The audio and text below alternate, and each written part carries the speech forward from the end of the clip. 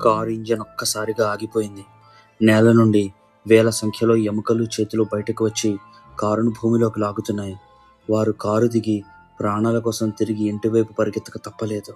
ఎందుకంటే బయట ఉన్న గాలి విషపూరితంగా మారి ఊపిరి తీసుకొనివ్వడం లేదు.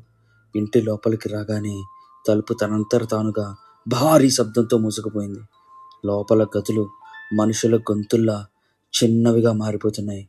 గోడలు ఒకదానికొకటి దగ్గరగా వస్తూ వారిని నలిపేయడానికి చూస్తున్నాయి. సీలింగ్ నుండి రక్తం వర్షంలా కురుస్తూ నేలను చిత్తడిగా మారుస్తోంది. ప్రియ భయంతో స్పృహ కోల్పోయింది. రేయాన్స్ కాళ్ళు అప్పటికే నేలలో కరిగిపోవడం మొదలయ్యాయి.